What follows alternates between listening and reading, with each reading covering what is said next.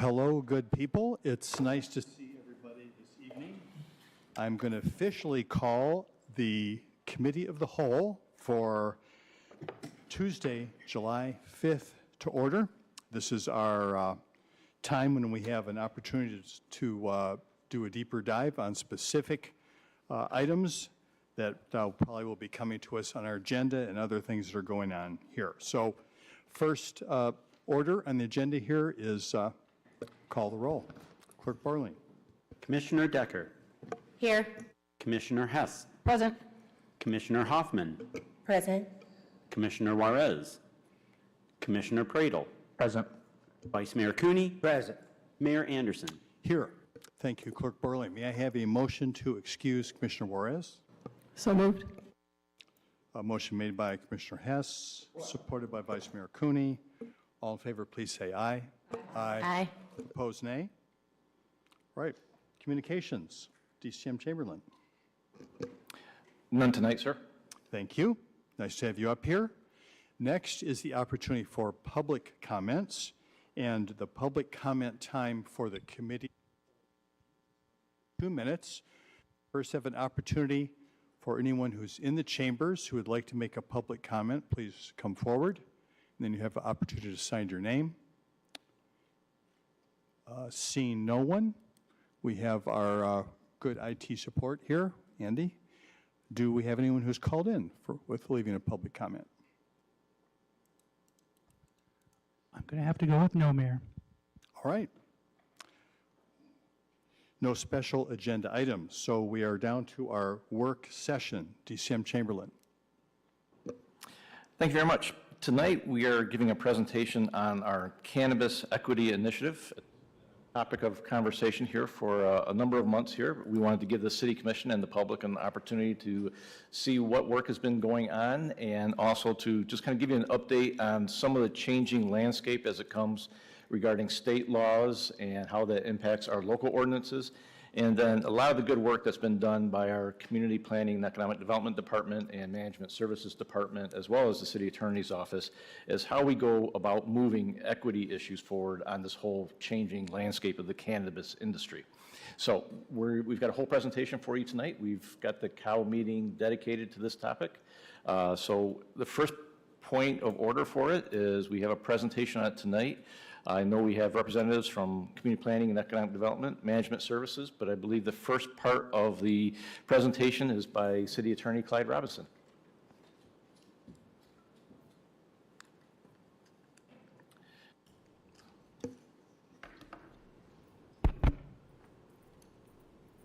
Thank you, DCM Chamberlain and Commissioners. Before we get started, I want to give you a little bit of background. I like to think that I know what I'm talking about and when it comes to this topic, and I want to give you some examples. I have written extensively on marijuana regulation in Michigan.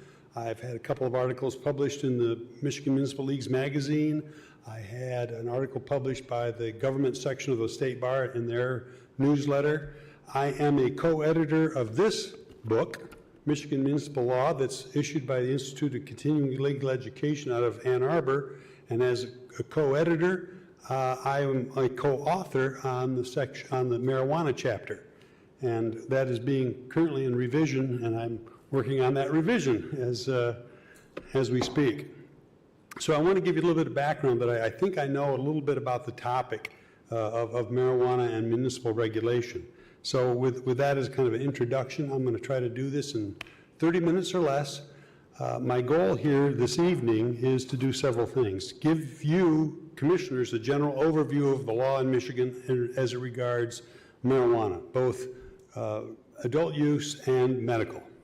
Secondly, give an idea as to what municipalities can do and what they can't do, and to some degree what the City of Kalamazoo has done up to this point. And then what we hope to do going forward in both of our, you've already handled the zoning issue a few weeks ago. Now we're looking at licensing and the social equity piece that is involved in that licensing. So with that, I will get things kicked off. Oops. I'm going to use a little bit of humor, please. I'm not going to be a lot of it, but I want to at least start off with a little bit of an icebreaker with this slide First, apologies to Blue Oyster Cult and William Shakespeare. And I want to go over, and I will in the next few slides, what are the difference? You will see marijuana with an H, marijuana with a J, and cannabis, they're all used. And what do they mean? Is there a difference between them? Yes, there is, but it depends on the context they're being used in. There's a difference between Delta 9 and Delta 8, THC. Again, if you remember, I said Chem 102, probably it's maybe 201 at this point. If you remember in organic chemistry, the carbon chains, that's a technicality, but it was an important change in state legislation in that regard. And adult use versus recreational use, they're used fairly interchangeably, but there is a difference in terms of who can use adult use or recreational use versus medical use. And then there's the question of industrial hemp. Again, I use, not to be confused with Mr. Shemp Howard of Three Stooges. Hemp is regulated, you can't regulate that as a city. In fact, the statute in Michigan addressing industrial hemp specifically prohibits municipalities from regulating hemp. And what you see that in, you go to any grocery store or even your local gas station, you'll see a CBD product. CBD is derived from the hemp plant, and it is lawful, and we can't regulate it. So if we're saying, oh, we should do something about it, we're not permitted to do so. So what is marijuana? Marijuana is a plant in the genus cannabis, hence that's where you get both uses. Cannabis covers there's two strains of marijuana, the sativa and indica. They both can be used for marijuana purposes, for ingestion. However, the key here is what makes cannabis marijuana, so to speak, is the amount of THC that is in the plant. And it's defined there on the slide, and it's a very small percent, but in general, THC, you're going to, in most cases, anywhere from 10 to 15, although there's some people who are working on strains and concentrating it, approaching to 30%. In other words, this is not your grandfather's, or at least from back when I was in college, not the same marijuana that people were smoking in the 60s and 70s. This is a much more potent blend due to, again, you might call it genetic engineering, but through that type of science in terms of concentrating the amount of THC in the plant. And the amount of concentration of THC in products is regulated by the state of Michigan. There is, and I don't want to get into the chemistry of it, but as of October of last year, the Delta 8 THC is also regulated. The Delta 8 and the Delta 9 are both in the same plant. However, the Delta 9, which is the active THC hallucinogenic property, is the one that people really seize upon. But the Delta 8 can be found even in the hemp products, but if you concentrate it, you can ostensibly get the same amount of, if you will, high off the Delta 8. And so as a result, in October of last year, the state made a change so as to also include the Delta 8 component as regulated under Michigan law. But again, if you like organic chemistry and you like carbon chains, you can look it up. It's kind of fascinating on the internet. The other change is expungement law. This, again, occurred last year, and my office has seen a kind of a steady pace or steady drumbeat of people who were convicted of possession or use back in the 70s, 80s, and 90s, now seeking to get that expunged, which is a good thing. We have generally, the way it works is that I, as the prosecuting official, have 60 days to object. I've only made one objection out of the number that came because I didn't think the case necessarily fit. This is an individual who was 18 when she was busted.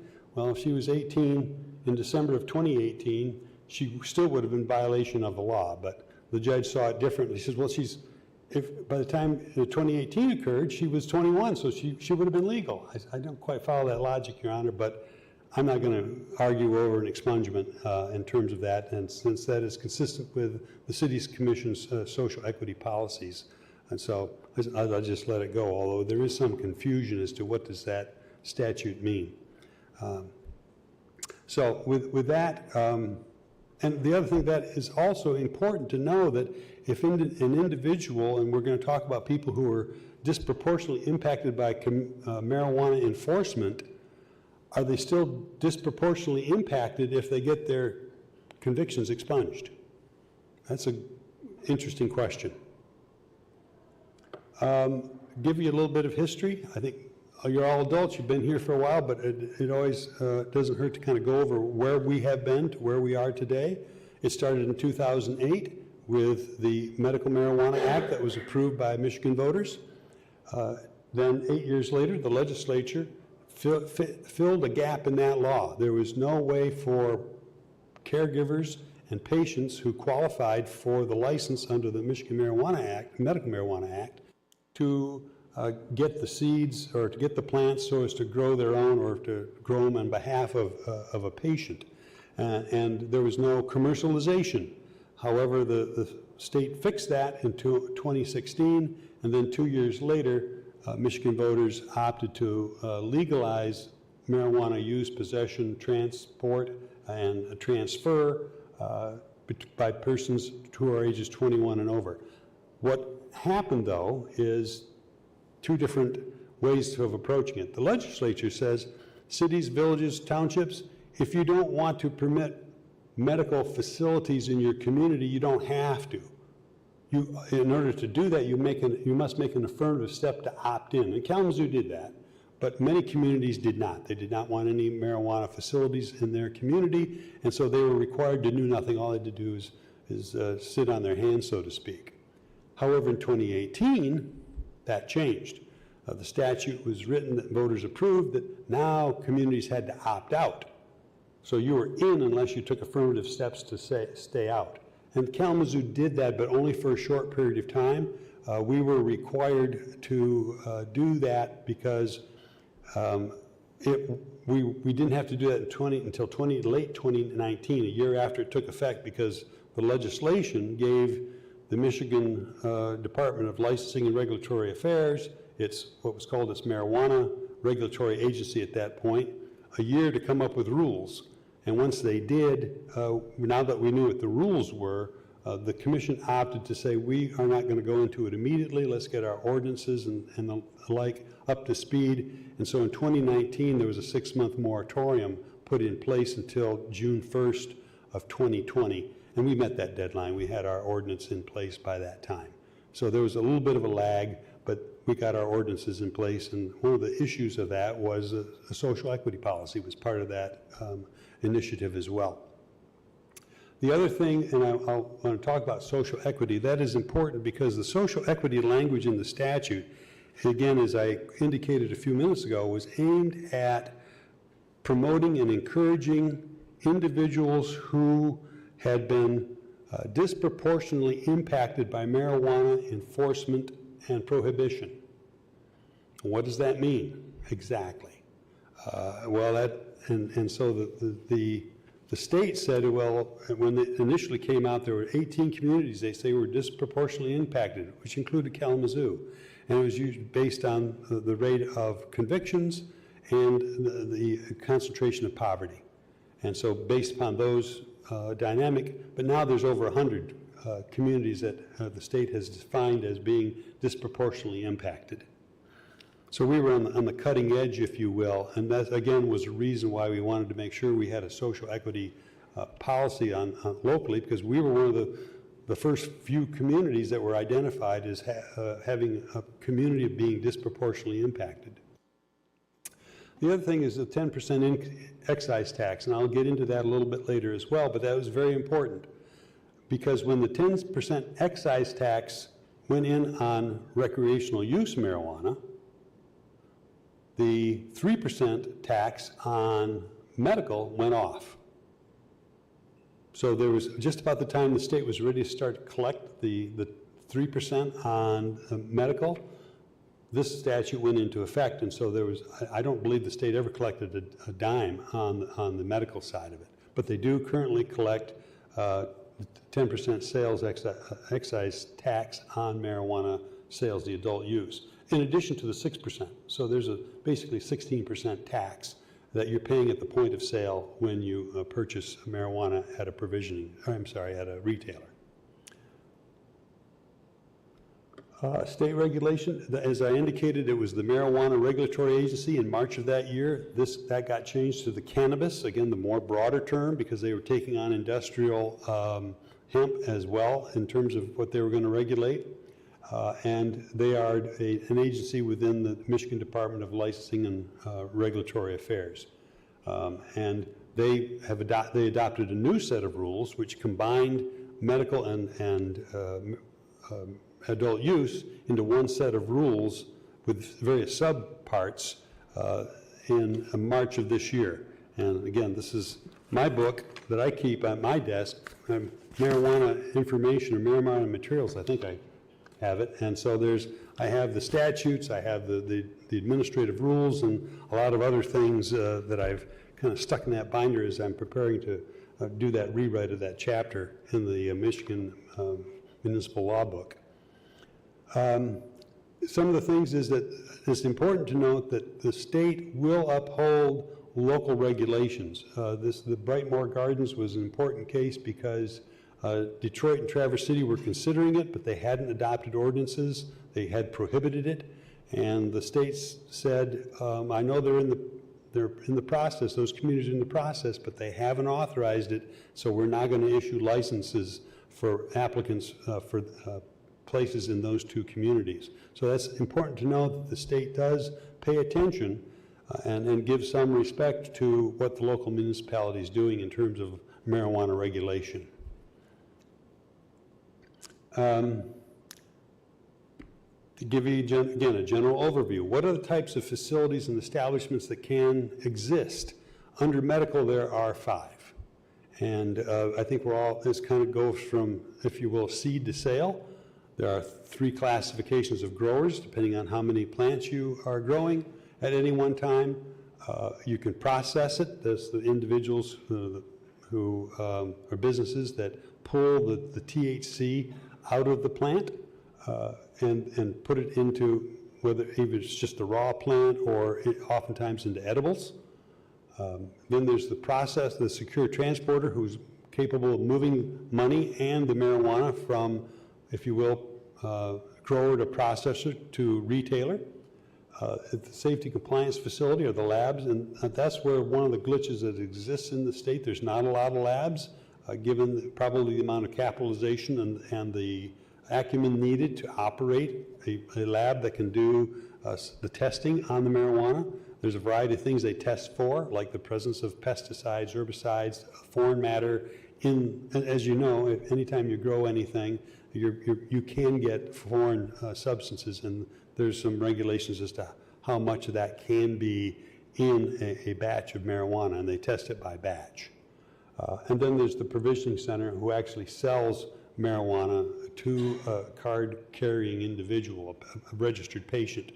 It's important to know, and I want to make this distinction, as I indicated earlier, between adult use and recreational use and medical use. You have to be 21 to be an adult user, to purchase and to use and to be in possession of it.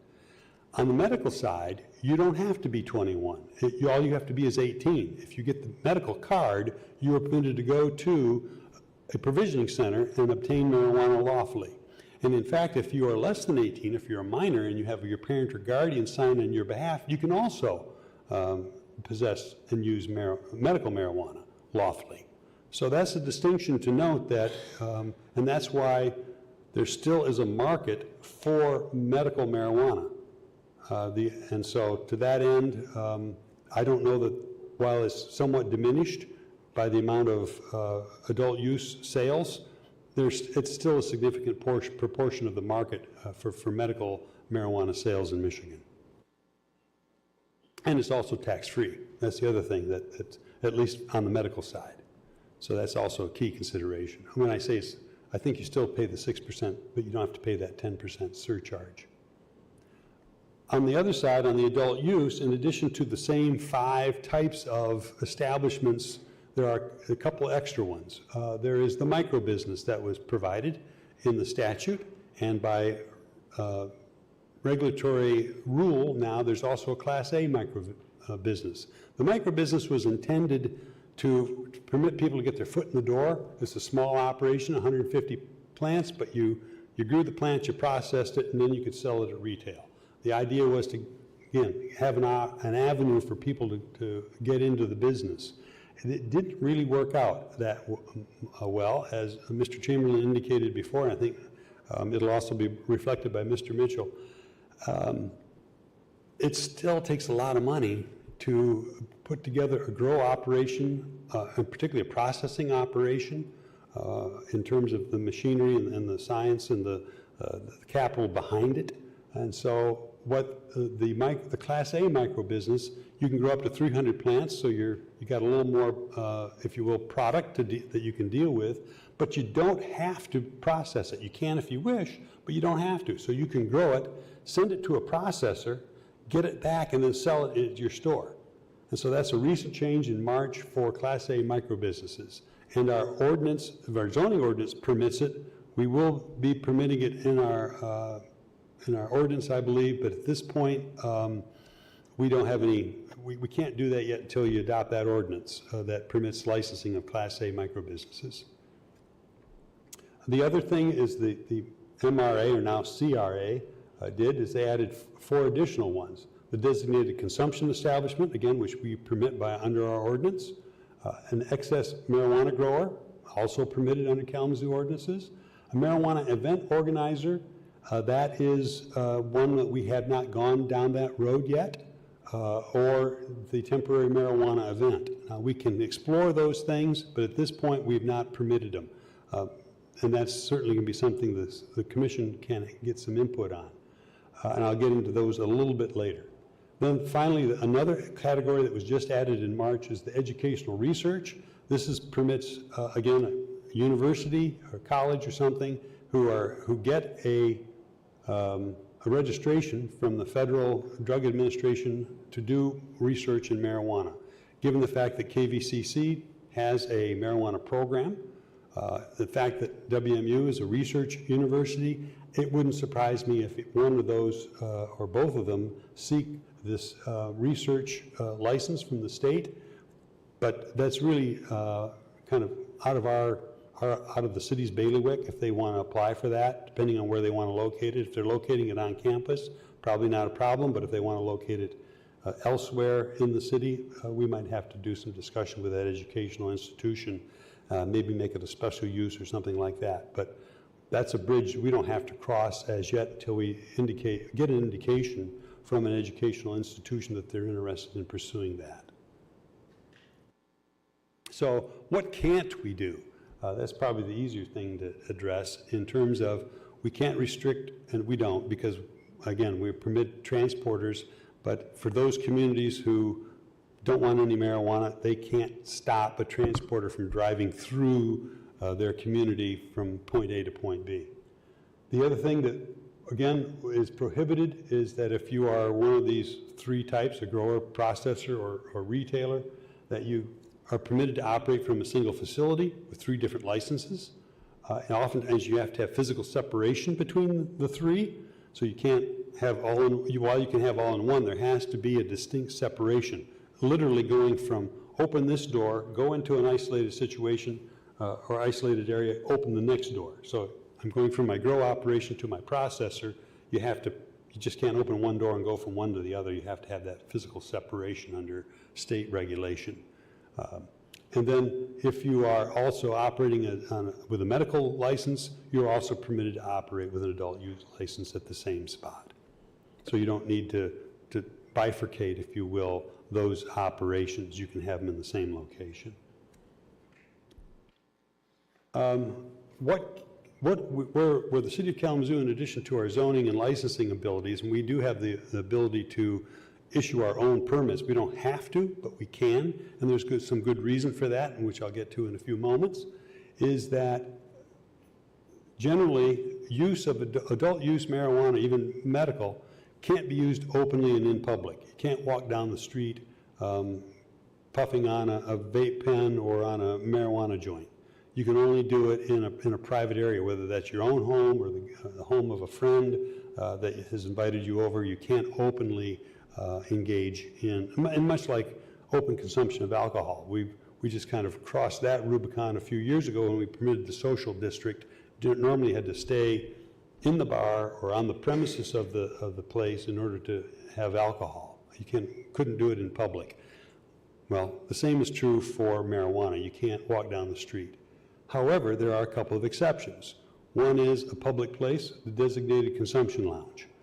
We permitted that, and individuals can bring their own, if you will, to a consumption lounge and imbibe together. The other thing that we can do is to permit this temporary special events. In order for that to happen, there has to be an individual who's got an event organizer license and then comes to the city and say, I would like to hold a special event, and it can be no more than, I think, than 3 days in a row, and there's only so many times they can do it a year.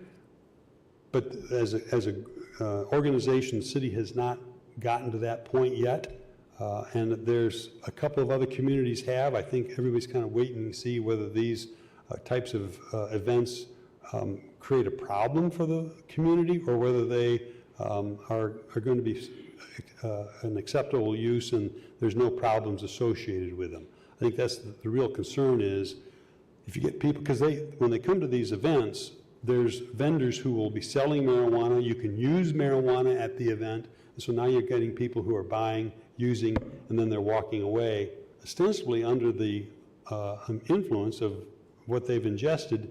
And are they going to get into a vehicle and drive away and perhaps create some liability for the event organizer, perhaps the community that authorized that event to take place.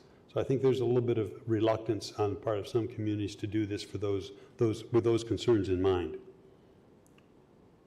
But it's something as a city we can certainly explore, but they're not currently permitted. Now we get to the money. Again, a little bit of humor. If anybody watched the I think it was on I don't want to say Showtime. That was this. It was and I think you can get it on tape or CD. Weeds, in which the lead character was a woman trying to raise 2 boys, I believe, and she's trying to make ends meet, and so she started selling marijuana.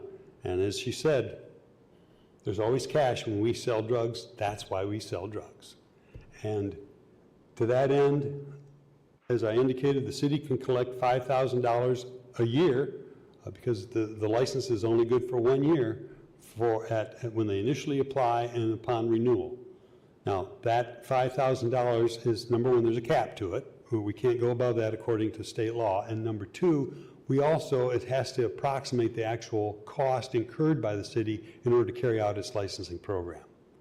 So that's one stream of income we get. The other stream of income, as I've indicated, we get a cut of that excise tax, that 10% excise tax.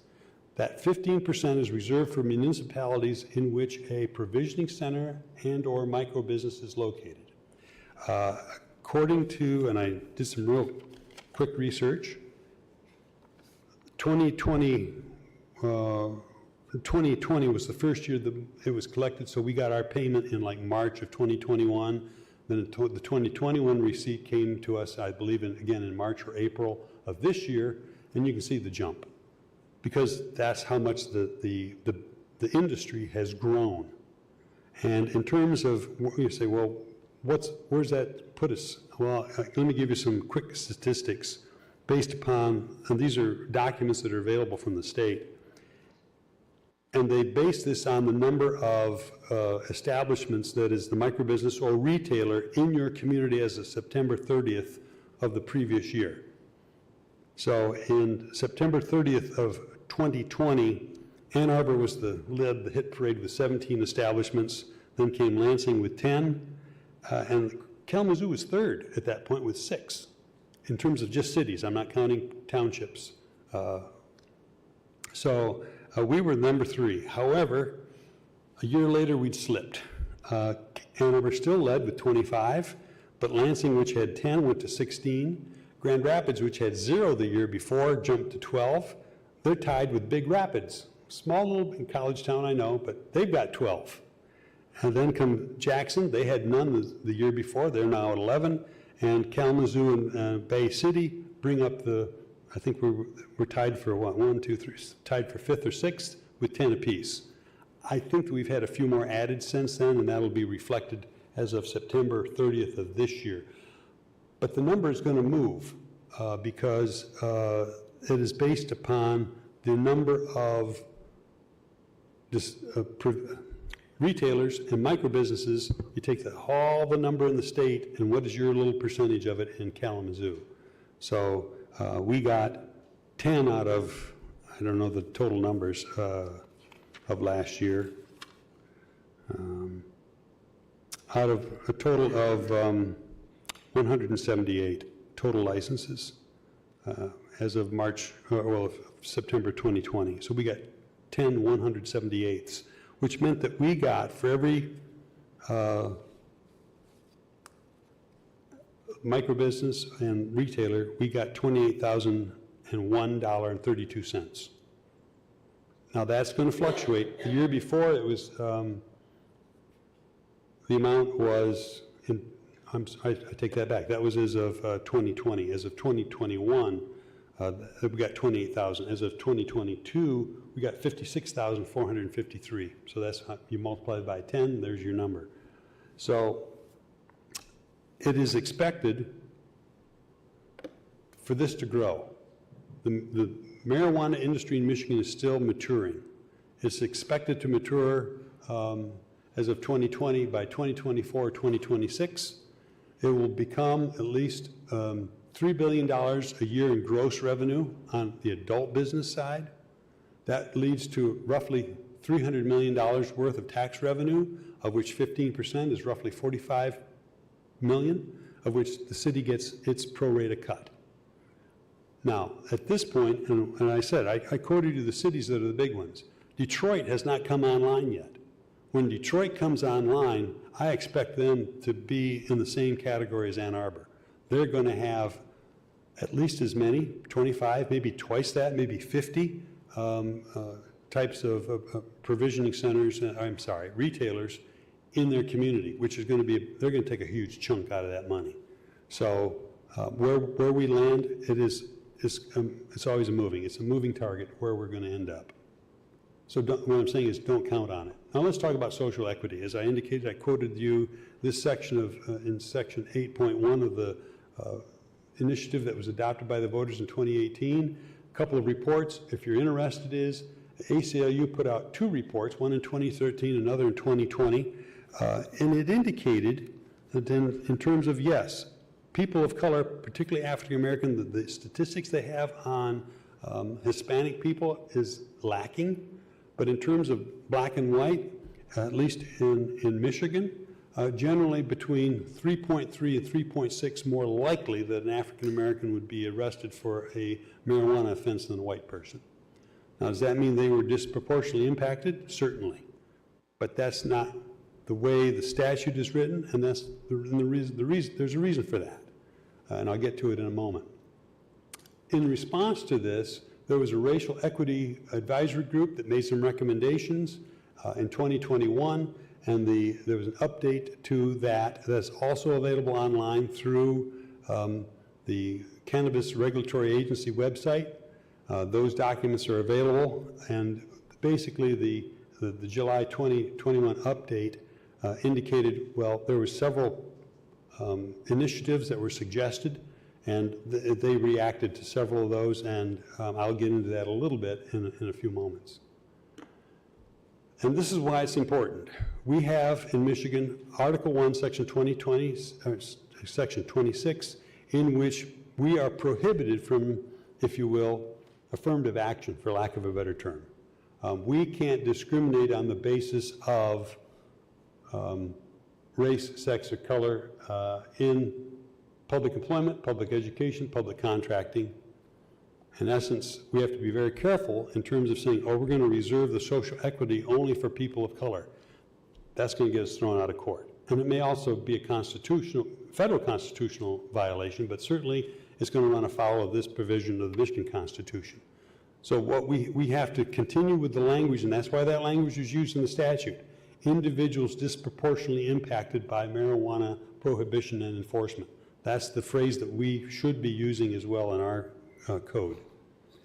The other thing that we have to be concerned about when we start in terms of social equity and putting on requirements, in that the requirements have to have some type of rational basis for them to be, if you will, required of a business.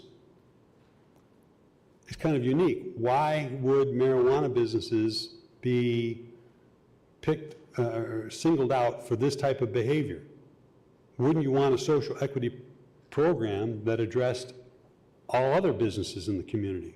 Why are they being singled out? Well, the statute permits it, but you have to be a little careful in terms of equal protection and the ability of, if you will, regulation of commerce. Here's where it gets into somewhat of a problem. As I say, the favored residence clauses that got Detroit into trouble in the Lowe case. Detroit said you had to be a long-term resident of the city of Detroit in order to qualify. There was a woman who just lived outside, but she lived in Detroit some portion of her life, but she hadn't in the more recent years.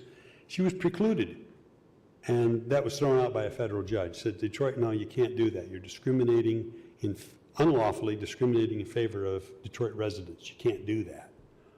And so what we've attempted to do in our social equity policy is say, here's certain census tracts where we believe there is a concentration of individuals who have been disproportionately impacted by marijuana enforcement. And so we're encouraging businesses to reach out to those individuals who live in those areas of our community for employment. We're also saying to those people who live in that area for at least 3 years, that's about as far as we can go, can qualify as a social equity applicant for our purposes. Now, they still have to jump through the state licensing, but when they come to us, they get a break on both their application fees. So they're not paying the $5,000. Again, we're trying to make it a little easier for folks to enter into the business, at least locally, and in particular, City of Kalamazoo residents. The other thing is that we have to be careful in terms of requiring something of a business. Again, the whole point of requirement is to ask them to do something to ameliorate a problem or a negative aspect that they would have to the community in the development of their business. If not, it's an unlawful extraction. So we have to be careful if we're going to start imposing upon marijuana businesses certain conditions that we require of nobody else. We don't require it of the liquor distributor. We don't require it of the pharmacist. Why would we be requiring it out of this group? And so we have to be very careful in threading that needle as to doing what is permissible under existing law without, if you will, tripping on our own feet and creating a problem in terms of enforcement and what we're requiring of this business. So what are we going to do? It's going to come to you at the next commission meeting, changes in our marijuana business chapter. Basically, we're reflecting some of the changes in statutory and regulatory law that I've already made reference to. There's been some changes to the statute by the legislature since we last visited this in 2020. They seem to amend it every year, so we're going to catch up to those changes, particularly the change in the definition of marijuana, so as to reflect it as cannabis. We are also, and the regulations that came out in March of this year, so we're going to bring those up to speed. The other thing is we're going to improve our local permitting and renewal process. Currently, we had a 1-year provisional license. You got a provisional license from the city, and you didn't have to go into business immediately. You had 1 year to kind of get up and running after you had your state license and got your local permit. We're going to extend that to 2 years, so you now have 2 years to kind of get up and running. Because we found that was a problem, particularly in the COVID era. There's also, because they tend to clump, if you will, for renewal, and that was a stressor on our staff.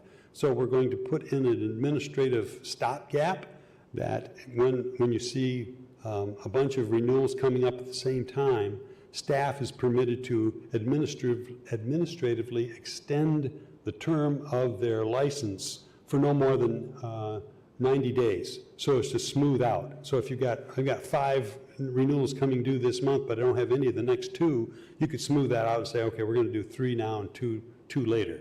But at no cost to the licensee. It's just an administrative ability to kind of smooth out the renewal process, because there's been some, you get a heavy month and you get a month where there's nobody coming before for renewal. The other is a probationary 90-day renewal. That requires a little bit of explanation. We've already kind of implemented that, but we want to have the actual authority to do it in writing. This is where somebody's coming up for renewal, but they've got a minor problem. A good example is that one of the retailers graveled an area on their premises for parking. Well, gravel parking is not permitted. They either had to pave it or not use it. And what we said is, well, they said, we can give us 90 days and we'll fix it. And there's been a couple other things where people are seeking a renewal, need to just do a little fix here and there. It shouldn't take very much to do, but they didn't have it in hand and ready to go when it came from the renewal. So now we're going to give them a 90-day provisional renewal. And again, if they either get the work done that they're required to do and they continue on for the remainder of the 9 months, or if they don't, then they lose their license or their local permit. So that the onus is on them. We're giving them a little grace, and if they can carry through, then there's no problem. So those are the key changes in our licensing. The other thing is the change in our social equity policy. And there's basically 2 things that we're doing. We're removing some of the terminology so as to make sure that we're using language that won't run afoul of some of those constitutional provisions. The other thing is we're asking for additional documentation in terms of, again, we want to know who you're hiring. Again, we did not have, prior to this ordinance, it was requested, but we couldn't really require it. Now we're going to put it in the policy where somebody coming up for renewal had to say, where's my workforce being drawn from? What am I doing to promote opportunities for minorities, women, and the like in my organization, so that there's a demonstration when they come up for renewal. Not so much that we can't really do anything in terms of saying, oh, we disagree with what you've done, or we don't think you've made enough progress, and say, no, we just want to be able to gather the data so we know who is got a social equity policy and are they implementing it, if you will. And finally, the state cannabis regulatory agency just recently, I want to say it was in May, came out with a social equity program in which you could qualify as a bronze, silver, or gold. That is a voluntary program. I did contact the state, and they said, you can make it mandatory if you want in your community. It's voluntary for us, but if you want to make it mandatory as a condition of renewal, you may. And so we're requiring renewals, once this ordinance and policy is adopted, to at least achieve a silver level. That's more than, the bronze is pretty basic. Gold is a little more intensive. Obviously, silver's in the middle, and that's what we want our individuals seeking renewal to attain, that level of social equity compliance from the state. And if they can show that silver level of compliance, that'll get them, well, play a role in their renewal.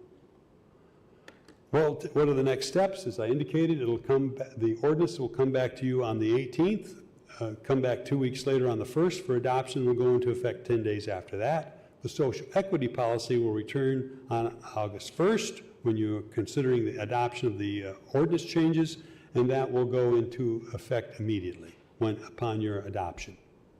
So I think that's all that I have in terms. I've tried to do it under 30 minutes. I think I didn't quite make it, but there's a lot of information to cover. And I believe the next part of the presentation is by Mr. Mitchell.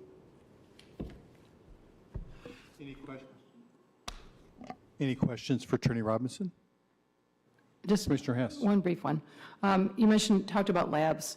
Is there any lab facility in Kalamazoo that you know of? Yes, And there's one. There's one. There may be 2. Yep. Yeah, there's supposed to be a second one, but I don't know if they're up and operating. The one is called the Spot, and they just recently got their license renewed. And the renewal body is our Economic Development Corporation Board. They handle renewals, and at their meeting, I think last month, is when the renewal for the Spot was approved. Oh, and that's the only lab? That's to my knowledge. Okay. But there may be another one coming online. Okay, thank you. Any other questions for Attorney Robinson at this time? Thanks for your detailed presentation, your history, bringing us up to date here, and thanks for staying on top of the state changes to make sure we'll be in line with that. Appreciate it. DCM Chamberlain?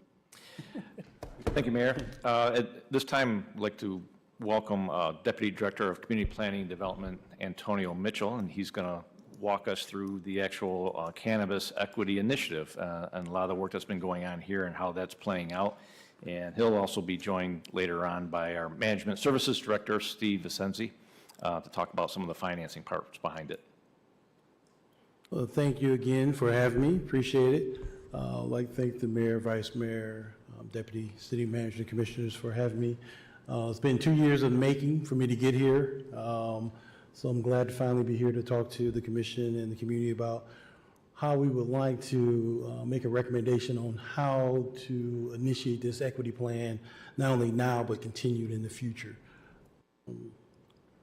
So one key factor, and I got a text from one of my staff that we officially have 2 labs.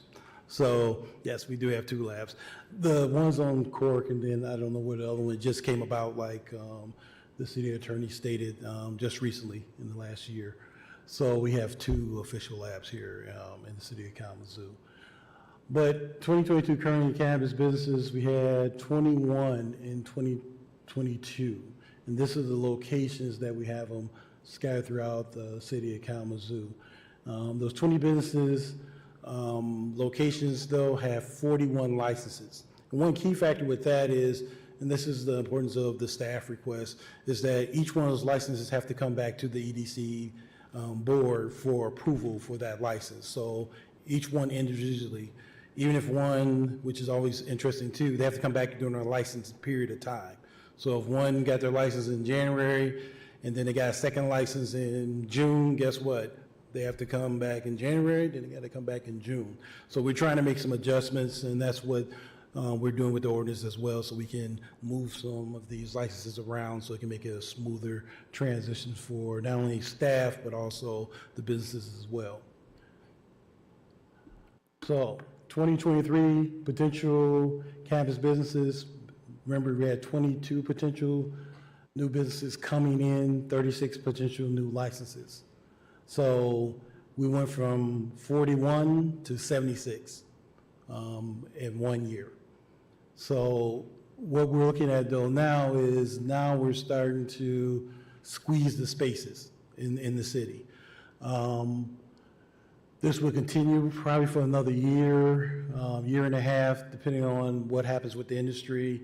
And the one thing that Clyde, you didn't point out, when is it open? I guess we had like a certain period of time the state would only allow state of Michigan cannabis businesses to get licenses, and then it opens up nationwide. Oh, yeah, that's, I'd have to look at the statute. Oh. I'd have to reread the statute, but yeah, there was a moratorium on outsiders coming in. Now, that said, and I want to say it was 2022 maybe? Yep. I It's think like end that's- of this year, end of next year. You're right, It's like- it opens it up. Now, that said, there's a lot of, even though it's ostensibly a Michigan business person who's the head of the company, there's a lot of Canadian, California, and Colorado money coming in to support marijuana businesses in Michigan, even though ostensibly it's a Michigan business. The Correct. money's coming from elsewhere. Correct. So when that expires, though, it opens up for Canadian, European, whoever, to come in and invest in these businesses or create a new new space here in the city of Kalamazoo. So that needs to be recognized. That's going to be I won't say another challenge, but interesting transition, put it that way. So equity initiative, as Mr. Mitchell, I just want to Yes. interrupt. I'm sorry. Do we know the exact date of when that is occurring, when that opportunity for direct national? Do you think it's the end of this? yeah, it's Calendar? either this year or next year. Okay, that'd be interesting to know that Yes, exact date. I was like, I think the attorney Robinson is looking it up right now. So one thing that Attorney Robinson talked about is the equity initiative. And as you can see, this is the state's statement of their equity initiative and what their guidelines are with the Michigan regulation and taxation of marijuana. And then you look below that, our equity initiative. And as you can read, they're pretty much very, very similar. Now, the difference though is our past commission, which I want to thank them, pulled aside dollars in the ordinance to really focus on equity initiative. As you saw in Attorney Robinson's presentation, that has not been done by the state. So they put together a lot of good words and a lot of good intentions, but they did not pull any money specifically to focus on this initiative statewide, which hopefully that can happen in the future. Once they get around $3 billion a year, they may want to direct some of those monies back into the community for equity initiatives. This commission and former commission has already put that in place with that 25%. And that's what we're looking at trying to implement into the community is how to best impact the community with that 25% that's going to have an effect on the areas in the city that were most impacted. And that's what we're presenting tonight. So why is equity a focus? Mainly because of the damage that, quote unquote, the marijuana prohibition did to a number of communities throughout not only the country, but throughout the state of Michigan. And how do we, quote unquote, move things in a better direction to hopefully impact those families and those individuals? You take action. Our action by former mayor and commission was to make sure a percentage of those dollars that was being, I'd say, generated by the community in this industry to go back into the community to have an impact. So those equity areas to focus on that were discussed was business ownership. So you have an industry that affected a number of individuals in your community, but those same individuals need to have the same opportunity to get into business in that industry. So that's a focus. Workforce employment opportunities, same thing. Individuals were affected, but can they work at these industries? So that would be a focus. Workforce education, training, and opportunities. That's a real important initiative that we talk about labs, we talk about facilities and retail, we talk about grow industry. We need to make sure individuals that have been affected by, quote unquote, this product have the opportunity to be educated on how to successfully transition into this employment opportunity. Community education and awareness, because of all the items that our city attorney presented to this group and to the community, we want to make sure as laws change and items get updated that we are educating the community on a consistent basis on what that process is and what is changing and what is, quote unquote, possible for the community. And then community property reinvestment. We want to make sure that in some of our designated areas in the city that, quote unquote, have been affected, that we work on how we invest in the community in those areas to reinvest in businesses that can be not only prosperous, but be a benefit to those areas as well. So city staff equity initiative, what has been our focus? Providing business development ownership assistance, those who have been disproportionately affected by marijuana. We want to make sure we put in place with what we're going to be presenting, the opportunity to invest in individuals so they can have the opportunity with hopefully gap financing to assist. As we'll get into the slides a little bit later, we're going to focus more on micro businesses, not the overall big businesses, because that's $5 million, $6 million, $7 million type of investment. We want to stay in the six figures if possible with these investments and not the 7 and 8 figures. Provide workforce opportunities to those who have been disproportionately affected by marijuana. So we want to create not only training program, but hopefully on-the-job training programs, which I'll talk about more later. And then provide education and awareness to those who have been disproportionately affected by marijuana, meaning educating the community on a regular basis on an ongoing premise. So proposed business equity initiative items, like we said, business ownership, micro businesses would be the focus, meaning those smaller businesses that can even be home-based businesses in some case. We're going to be researching that and working hopefully with an entity to assist us with that process. Workforce Employment and Job Training, or otherwise OJT, is to assist the campus businesses to have, as we call it, incentive to hire for individuals in Pacific zip codes. As Attorney Robinson pointed out, we have Pacific zip codes that have been affected, really our SBK neighborhoods the most, and we want to make sure that the business industry really has additional incentives to look at those individuals in those communities for hiring, and also making sure that they're trained correctly, and there would be, what is it called, OJT incentive for that training and pretty much full-time employment opportunity. And then college workforce training grant for city residents would be 50% for just general residents as an incentive for hiring residents in the city. We would have a specific amount that businesses would be able to get awarded for hiring residents in the city. And then for the zip code, we would have 100% grant that would be available for those businesses for hiring individuals out of those specific zip codes and everything.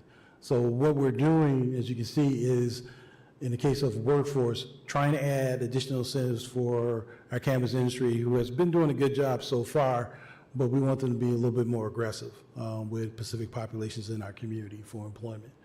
And then the micro business, we want to assist with, hopefully, we have a white box grant to assist like restaurants and things like that for build out, that's where your cost is at, which are in your build out. So we want to create some funding to assist with micro business build out in the community as well.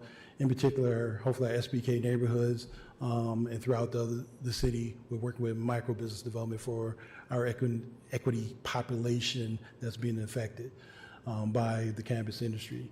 And then, of course, cannabis education, health, safety initiatives that the industry is focusing on, educating the community on what this business is, but also what it does and how it is, as I say, not our grandfather's marijuana. It's a different, as I say, blend of marijuana that needs to be, quote unquote, educated from the community on what the different strands that they have. If you visit a marijuana store, there is a laundry list of different types of marijuana that are available. And we think we need to educate the community on what is the difference and what the impact that could be on you as an individual, and then, of course, the community. And then, of course, community outreach. We want our campus business to work a little bit more with our neighborhoods and our neighborhood associations to be hopefully a advocate towards assisting those organizations in the community with investing more into those neighborhoods. And I'm going to let Steve speak now on the financing. I'll be right back. All right, I'm going to speak kind of quickly here about the financial history here. Our city attorney covered a lot of it already, so I'll just kind of hit some of the highlights as I go through here. So kind of as we get these revenues, we have the two buckets that were talked about previously. We have, unrestricted revenues, which are from the state, which is the excise tax that they collect on the marijuana sales that then they redistribute back to us. As you can see here in 2021, brought in 168,000. This year we brought in 564,000. As we budgeted for this year, we anticipated approximately doubling the 2021 number, based on a couple of factors. First factor is the state measures this as of September 30th. So that 2021 number was from January 1st to September 30th, the first year. So we knew that we'd have an extra 3 months there of collections on excise tax, plus the maturing of the industry, which will take a few more years till we finally get to a more steady rate. So we were originally anticipating somewhere around 300,000 in our budget. Now, brought in extra, 250,000 over anticipated amounts. Not uncommon when we talk about any budget number, but this kind of will lead into some of what Antonio will talk about here in a few minutes. Then we have the restricted revenue portion, which is from our permits and fees, and we can just kind of see the growth there. Was 211,000 in 2020, 270,000 last year. This year, we're projecting 305,000. To date, this year, we were through June 30th, right around 150,000, so we're tracking right on expectations for those permit revenues. Kind of continuing on here. So as I said, the excise tax portion was completely unrestricted per the state. We can spend it however we see fit. The permit revenues are restricted. I know we can only charge up to $5,000 per permit, and those revenues are used to defray application, administrative, and enforcement costs on, due to associated with the establishment of marijuana industry in our city. So kind of some of the major departments that deal with that are the city clerk's office with taking in the registrations. We have the Treasury Department division who takes payment for that, accounting division that accounts for it, community planning that works with those businesses and deals with those license renewals as well.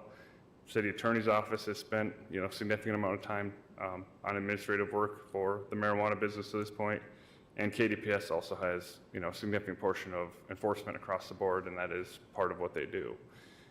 So just kind of putting this into perspective, that revenue is roughly 2% of all of those departments' salaries for the general fund for the year.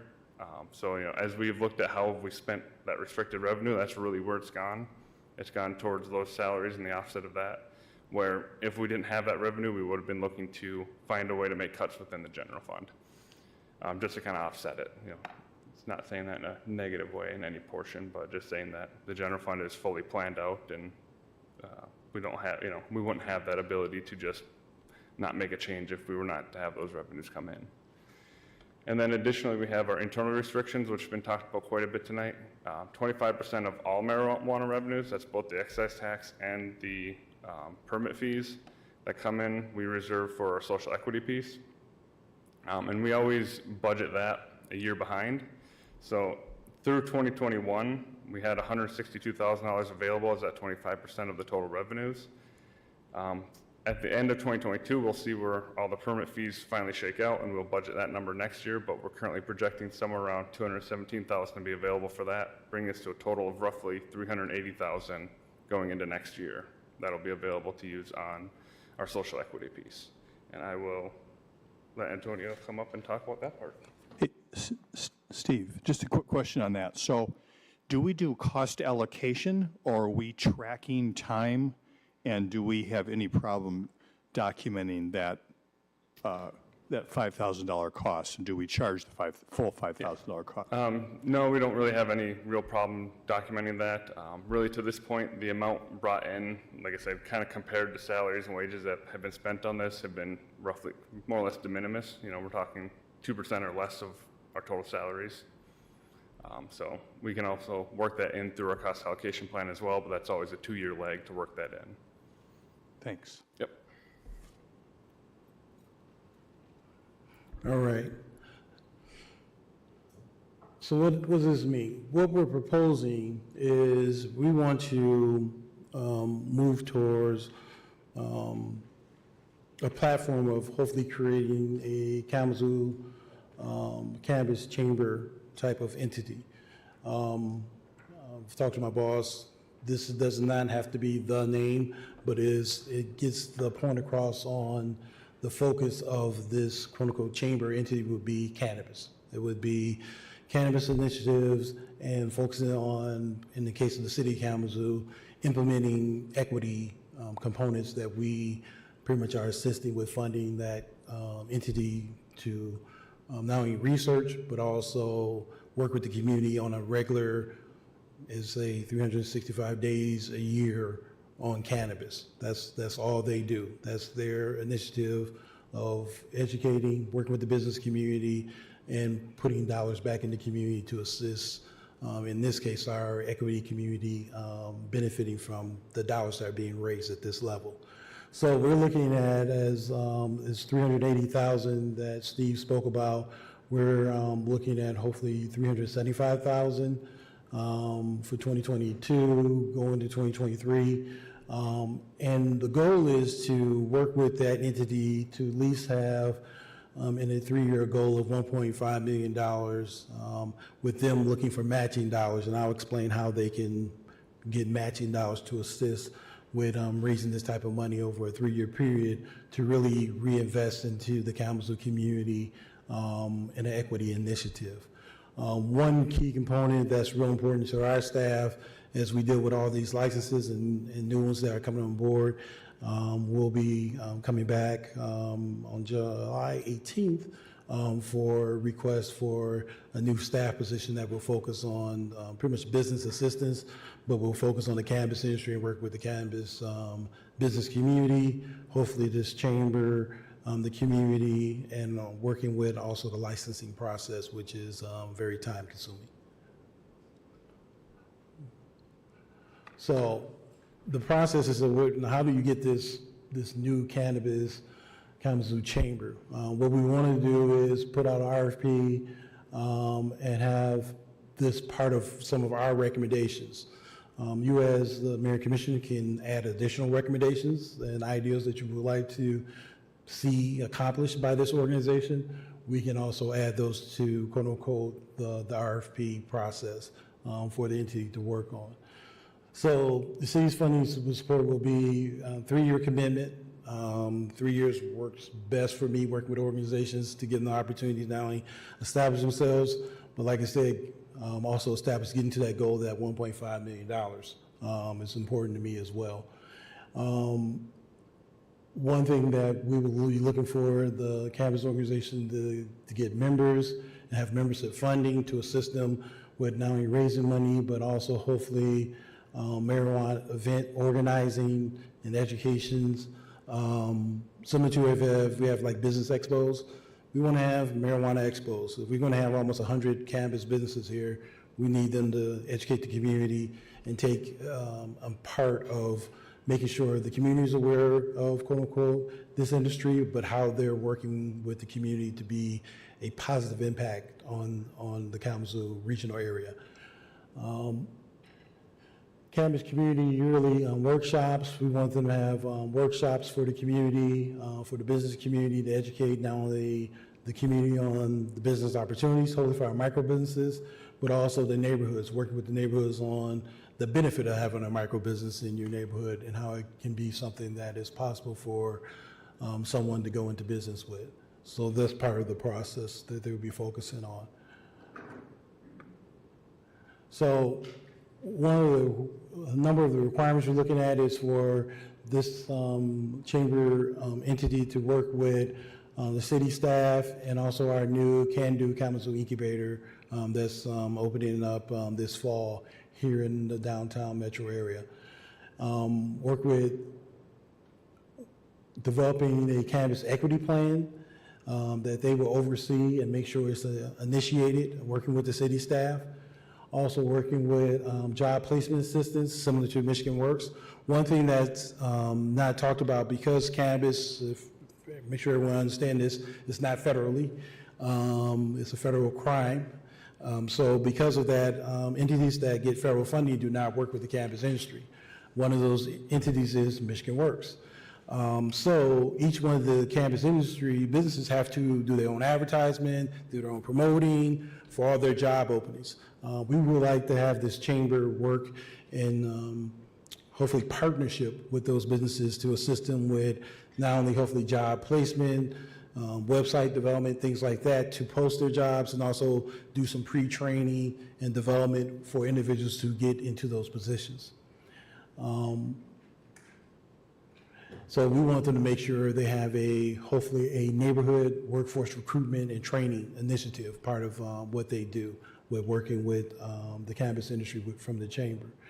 You said, well, how do they, one item of possibility of them, quote unquote, as they say, pulling in money from the industry, not just our money, getting matching dollars, which will be required, is working with having quote unquote membership fees.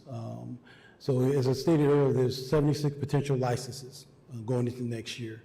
If they got $5,000 per license to be a member in the cannabis chamber, that's $380,000 a year they can get just from memberships. If they did other activities with the conferences and things like that, that's other money they could raise as well to assist with getting towards that equity number we're looking at. So the goal is to have $1 million in the community annually, hopefully, and I think that's a small number. As Attorney Clyde stated, we're going into a $3 billion industry in the state of Michigan. And all we're looking for is our local industry to put in $1 million with our assistance to put back into our community in an equity initiative. So I think that's just a little amount of $3 billion. So hopefully, in the future, the state of Michigan will take some of that $3 billion and assist communities like ourselves with our equity initiative and provide dollars that we can tap into to assist us even more. We will see if that will happen. But that is a dream of mine, to hopefully get the state to chip some of that $3 billion back to Kalamazoo. So,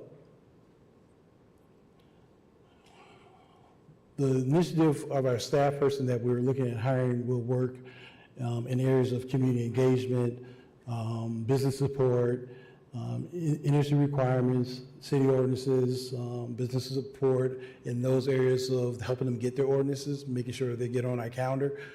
As we stated, our calendar is pretty tight for our EDC board, so we want to make sure that process works and work with them on the permitting process of making sure that they're hitting their requirements, not only with permitting, but hopefully their equity initiative as well. Remember, each one of these companies has an equity initiative. We want to have at least a silver a plan, and we want to make sure that they're working with hopefully an entity like the chamber that we're looking at creating to implement that plan. Not that it's just a plan that's sitting on the shelf, that they put one together for the state, but one that they're really trying to implement. And the EDC board, which has a cannabis committee, they're the group that does the review process for the permitting, not the EDC board. They make the recommendation to the EDC board so they can approve the recommended permitting. If there's an issue with the permitting, that's where that 90-day bubble helps us out with working with them to get, quote unquote, in compliance so they can get their permits extended or renewed. Okay? So in conclusion, what we're looking to do is to get the City Commission to support the budget items that we're looking at for going forward with that $380,000. That's what we're looking at, the new staff support, and also moving forth with developing the RFP for new Kalamazoo Cannabis Chamber, or whatever that entity name would be. We could work with the Mayor and Commission to figure out what the name should be for this new chamber that focuses on cannabis alone. Questions? Thank you, Mr. Mitchell. Appreciate it. Questions from commissioners at this time? Attorney Robinson, did you have something? You asked some questions. The way the statute is that the state had a year after the adoption became effective in December of 2018. After it became effective, the state had 1 year to get its regulatory act together and to begin to accept marijuana applications for adult use licenses. And then once it became effective, and this was 2 years after the state started accepting applications that was restricted to Michigan residents. So I think the state began accepting licenses either in November or December of 2019.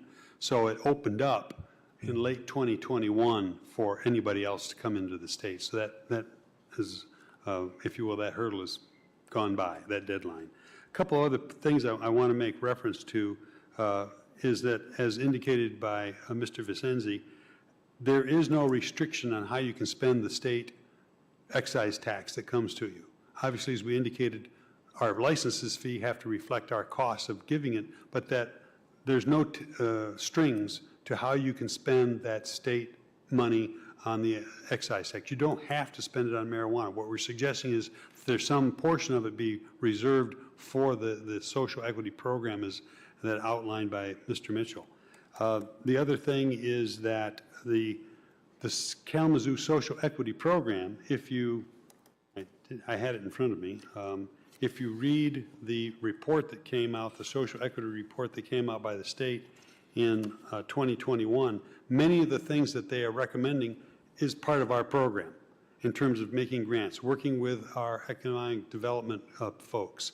That's all recommended in that program at the state level. Obviously, there's some things at the state level we can't do, but there's things at the local level that we can do, and we are making the attempt to do so.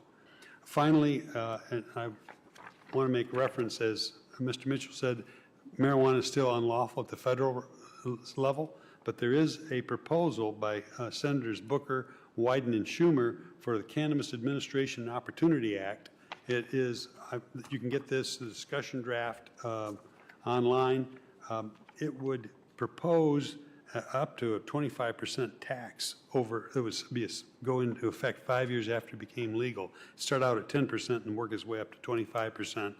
I don't know if that's, in terms of taxation, that may drive the illegal market more. I think, and that's what's happened in some states when they get kind of greedy on the tax end. It becomes an incentive, if you will, to use the black market.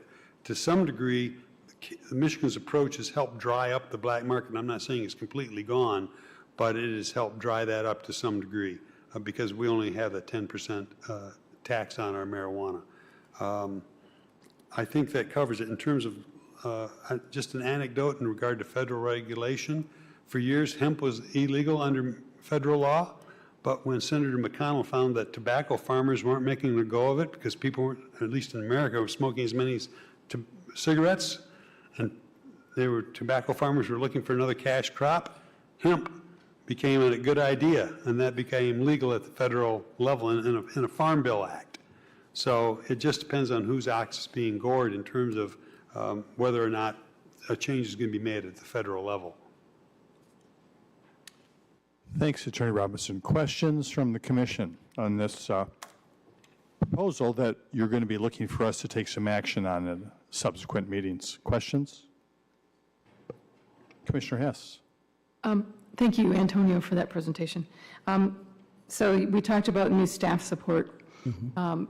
Do we have a job description or requirements for that yet? It sounds like they need to have a law degree.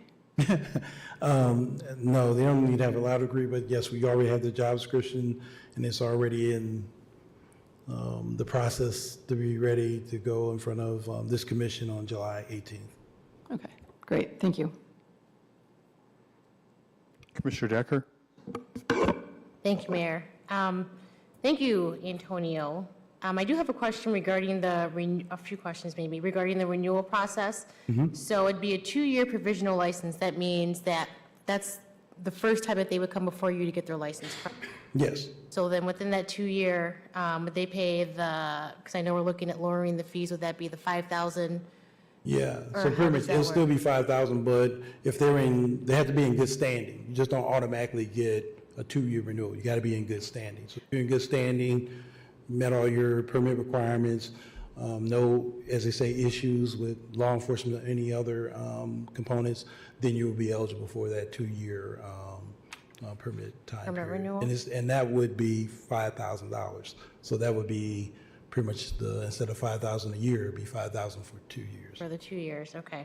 So would that also go to, so in order to get that provisional license, they could, what about the probationary 90-day renewal? Will that also go into that? Would that? Well, the probationary 90-day rule is, to be honest, is more for staff if there's some issues that we have some issues with permitting and concerns. Because what was happening was we were running up to the permitting time, and so we wanted to have some flexibility to, if we needed an inspection to happen, and it may take longer than 30 days for that inspection to happen, we wanted to make sure we had enough room, make sure inspection got back out to confirm that if there's a permit issue that we were looking at, that it was looked at, approved, and verified, then we can get it approved in that 90-day period. Thank you. Can you kind of go into what the difference is between the bronze, silver, and the gold level of equity from the state? I may have to see if the city attorney knows that. I do not know that. And I can come back to that. We can, Yeah, if I didn't get a we can staff. provide that information, but I do not know that detail. So, sorry to say, that's a good question. We do not, as I say, we as local government focus on local government item. So that is a state item.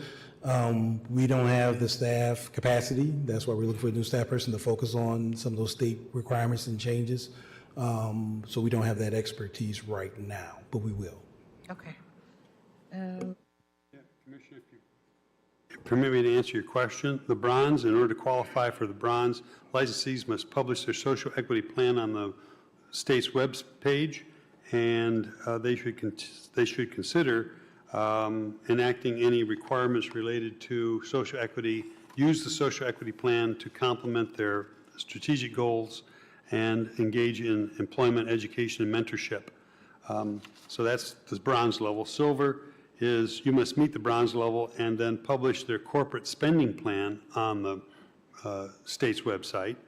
Again, include a dedicated percentage of the business annual spending to diverse suppliers, and again, do the same thing in terms of the bronze, spend money with local accounting, real estate, architect, and the like.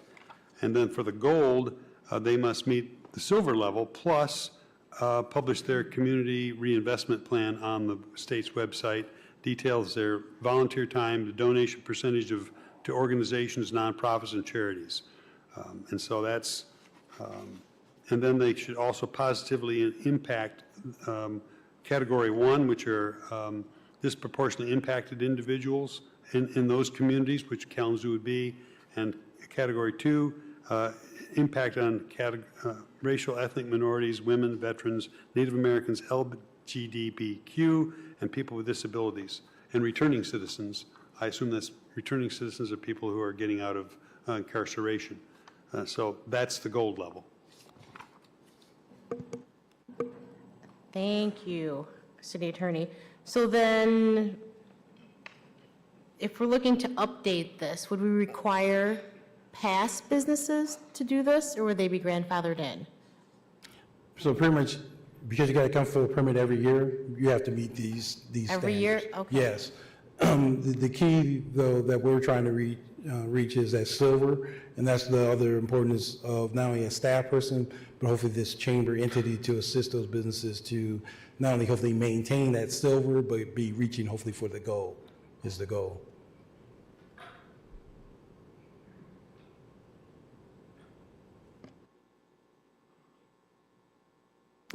Thank you. You're welcome. Thank you, Commissioner Decker. Vice Mayor Cooney? Thank you, Mayor. Thanks, Antonio. There's an awful lot of information in here. So there's a lot of money involved here. Yes. And certainly, the people that have been affected when marijuana was prohibited should share a lot in that. I'm confused. Did you say we have 21 different operations now in Kalamazoo? Correct. And we're going to get 22 more? Correct. Do we want 43 marijuana operations in this city? Could this city support 43? Well, one thing, you as part of the past commission, we wanted to do was, and we've talked about this with city staff, is we wanted to let the market determine who rises to the top and everything, and what the market could, let's say, withhold. The cannabis industry is and hopefully it doesn't offend anyone, is kind of like our craft beer industry. It's more layers than you would think. Craft beer has many different layers. We are blessed to have Bell's here that has national recognition. Cannabis industry is in that same quote-unquote category now, with different blends and aspects of it, included the edibles, included them, as I say, the medication aspects of it too, which craft beer, to my knowledge, doesn't have. So there's other aspects of this industry that is going to, quote unquote, maintain it for a number of years as I say, option to other medications, especially arthritis and other things that people use it for. So and to answer your question, the market will determine. The key factor for us is that there's only so much space that you can have in Kalamazoo because of our distance requirement. I don't think we'll ever get to like 200 different facilities in the community, and we don't have enough space for it. But one key component that has not been tapped into really is our inner city neighborhoods. They have not seen any industry growth at all at this time. They also are communities that don't like liquor stores, and we found out that they don't want marijuana either. So it will be interesting how this industry works with those communities to say we can be good neighbors. So we don't know how high this can go, as they say, and or how low we will hit. I think we're at our midpoint though right now with this around 71, 80 licenses we'll be at probably next year sometime. I think that's the midpoint. I think max 150, 160 is stretching it, but there's still a lot of grow opportunities that are possible here in the community, especially in our industrial areas that can be developed, and also labs as well. If I may? Yes, Vice Mayor, I think the jury is still out on where the industry is going to be. As Mr. Mitchell indicated, is the marijuana retailer going to be looked at like a liquor store, or is it going to be looked at as a pharmacy? And the experience in Colorado and California show that you got both extremes, quite frankly. There are some, and I've seen pictures of some shady operations, then there are some that are very well comported. I think some of the pictures that are in the PowerPoint show what exists in Kalamazoo. I think that's the question is, are they going to be accepted as a legitimate business in the community as opposed to something that is got associated with what the law calls deleterious secondary effects. Right. I don't know that we've seen that as yet. The other issue in terms of limit, as Mr. Mitchell indicated, we decided to let the market decide. Now, we have the ability under the statute to limit. We can put a hard cap. The problem with that is that we have to use a scoring system that has the ability, I'm going to quote from the statute, to select applicants who are best suited to operate in compliance with the act. You have to use a competitive process that can predict who are going to be the best business people in terms of the community. Not necessarily successful, but can operate in compliance with the act. Now, I don't know how you do that.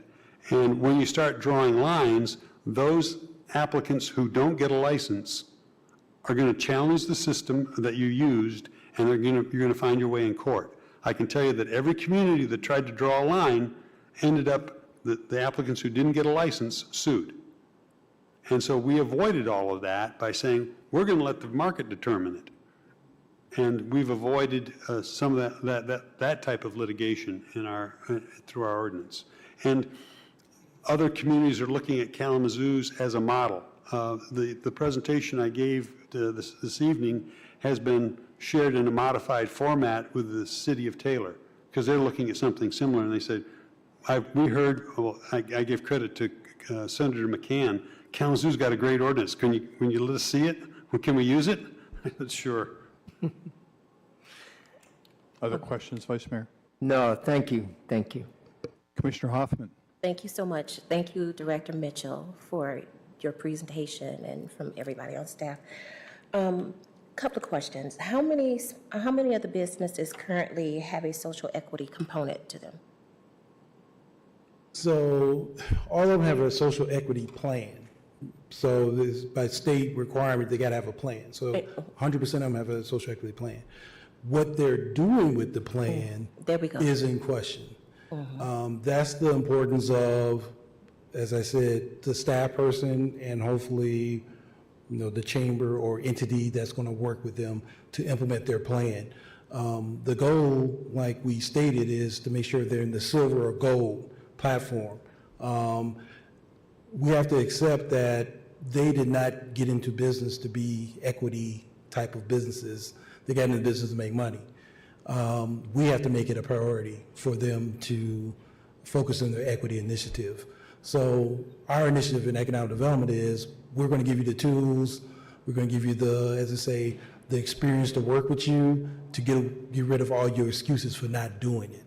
So I'm trying to knock out any excuses for not doing what you need to do equity-wise, that you should be silver or gold.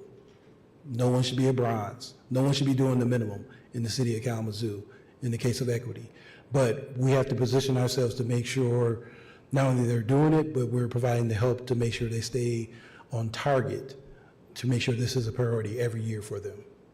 And then, Director, so if a business does not want to even, they have a plan, but we're talking about what you're really doing with it. If they choose not to implement the plan or get the education from the city, what are the repercussions for that business?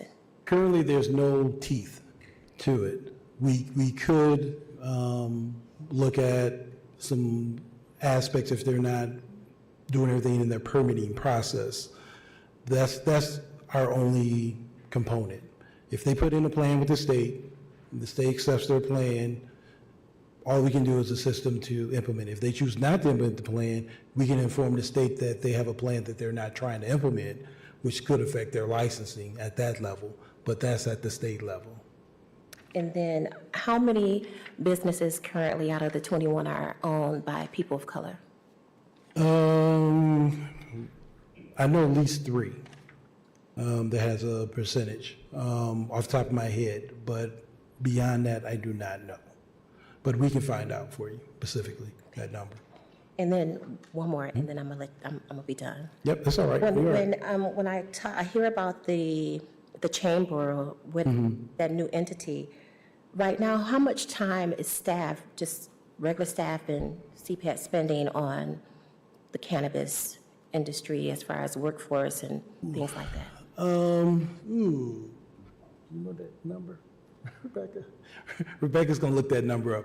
We presented something to the city manager on a breakdown of all staff, city staff, not just CPD, but all staff numbers, a percentage of time we're putting into this.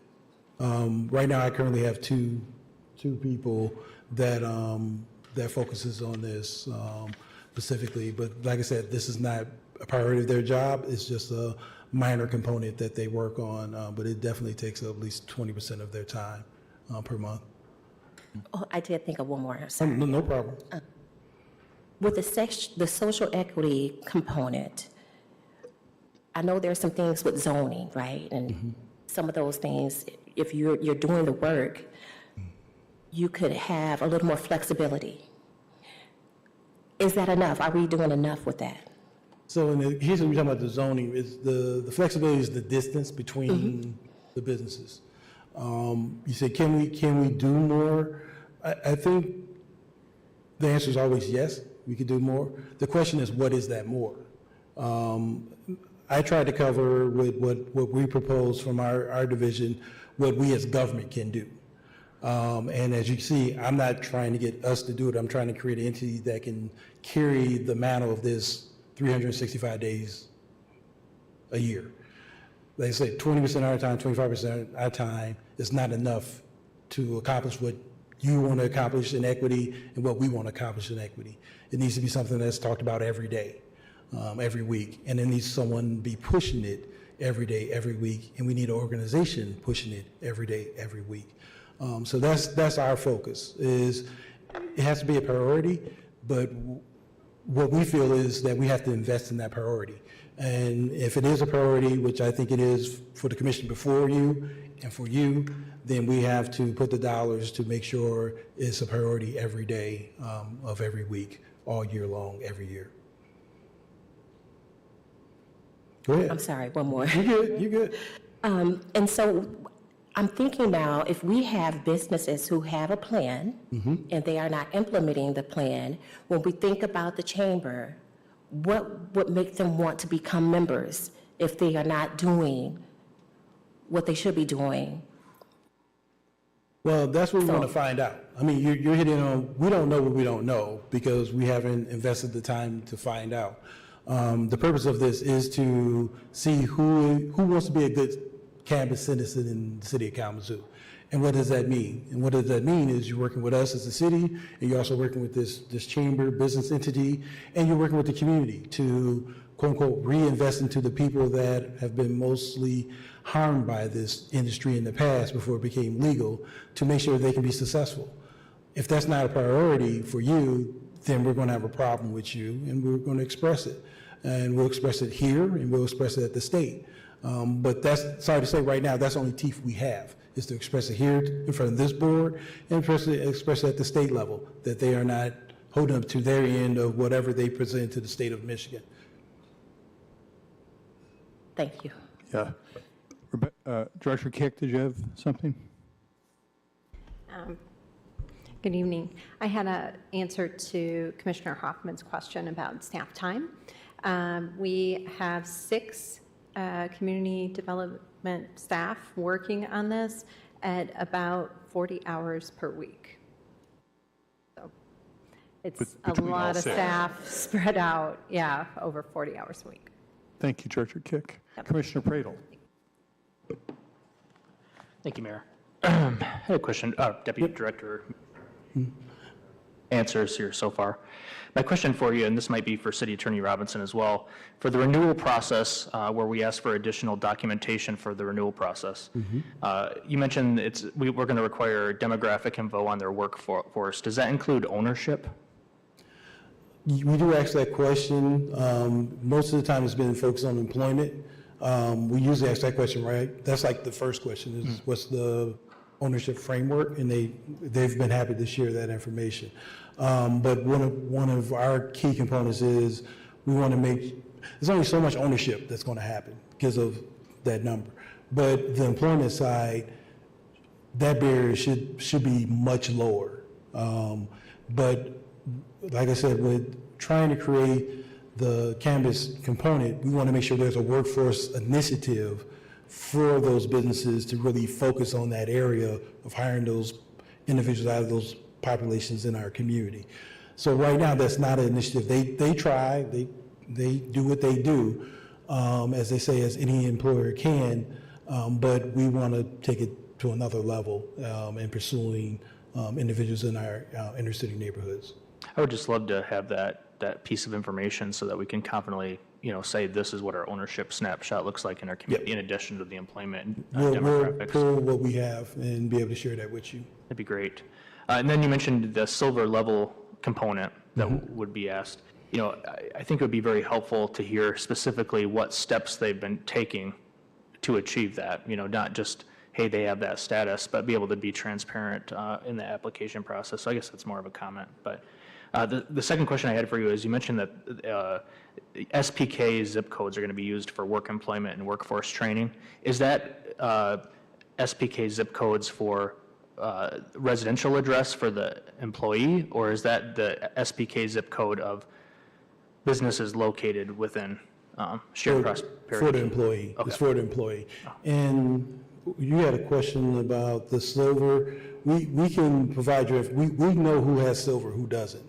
And one good thing that we've found so far over the last couple of years working with this initiative is that the companies are making the effort. But they are also asking us, well, who do I work with? Should I go to the Deacons Conference? Should I go here? Who should I try to, Loaves and Fishes is real popular. Who should I work with? So we want to be able to give them a little more direct guidance and also reach out to organizations to see if they're interested in those type of donations, because everyone doesn't want cannabis money. So we don't want them to offend anyone in the community as well, but we do want them to work with industries that want to work with them to put money into the community. Okay. And then the next question I had for you as well, so for this, whatever it'll be called, the Cannabis Chamber, would there be like an advisory group or a board, or would that be the EDC that would serve in that capacity? And then I guess my question is like, if you don't have an advisory board or a board, that gives an awful lot of power to whoever wins that, request for proposal to design it however they want to. Does that make sense? Yes, it does. And so so separation there. The new chamber EDC, that would be that advisory board and everything. The EDC would be? Nope, the new chamber. Okay. The new chamber. The EDC pretty much all focuses on the permit process. So the EDC board focuses on making sure the permit and that they're in line with the requirements to get their permit towards state requirements with state licensing and everything. This is all what we do as government to make sure they check all the boxes. Yeah. In the case of the new cannabis chamber or the organization that will be created, they will focus on the advisory component. The key component for you as mayor and commission is that we get to put together the RFP requirements, the requirements for them to be that. So if you want a special advisory board, part of that group, we can also add that into the RFP for that to happen as well. I think that would be a great addition, and I also think it would be a great addition to add a certain number of required seats of micro businesses and, individuals from SBK neighborhoods as well. Okay. And then the other thing, I guess it's just kind of a concern of mine is like, think about the concept of a chamber, $5,000 a pop, say on average, you were mentioning to like fund it fully.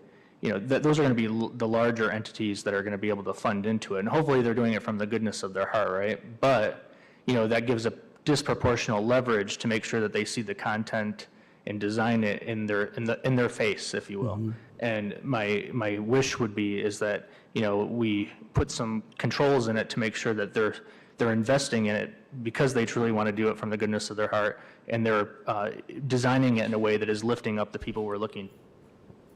Correct. And hopefully, like you said, those are and hopefully we'll be able to add some of those micro businesses as part of that chamber as well, of course, at a reduced price.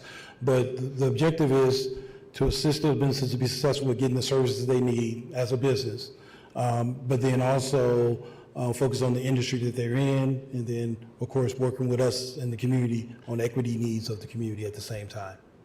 Yeah, thank you. Thank you, Mayor.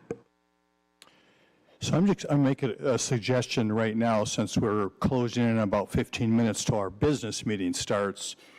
This action will be on our agenda in our first meeting in August 1st. Yeah, so I think Attorney Clyde has a better breakdown. But we have the 18th is for the position. I think the 1st is for the ordinance, and then the equity component will be when really the first as well. The first as well. Okay, 18th for the position, 1st. So that means we're not, obviously, it's not going to be on our agenda at 7. We're not taking action tonight. So Nope. I would suggest that further questions, which I think are probably warranted, and just thinking about this, we just heard about this tonight, so we're not going to think of everything, that we make sure we get those questions in, to the team here at the city, so we can, further clarify all this as it comes to us. Is there something that we need to ask this evening? We want to ask Attorney Robinson? Only because I have the statistic in front of me, and I think part of Kalamazoo doing a little better than the state comes to the fact of what the expectation is by the commission and carried out by the administration. But as of December 2020, according to the Racial Equity Advisory Group report that was issued in 2021, of the licensed adult use establishments in Michigan, as of December 2020, 79% white, 3.8% black or African American, 1.5% Hispanic. So that's who are the owners of adult use businesses in Michigan as of December 2020. Thanks, Attorney Robinson. DCM Chamberlain. Nothing else. Just want to thank staff for all the hard work that they've been putting into this program to not only launch, basically a whole new permit process over the last couple of years here for a brand new industry, but also the really excellent thought that they've given to how do we advance the community as a whole with this new industry. So again, thank you to staff. Thank you. Appreciate it. Thanks for everyone's effort. Thank you, DCM Chamberlain. This is the opportunity for commissioner comments. Are there any commissioner comments for the committee of the whole meeting? Seeing none, we are adjourned, and we have a substantive agenda here for our 7 o'clock business meeting, and we will see you in about 15 minutes for that. Thank you so much.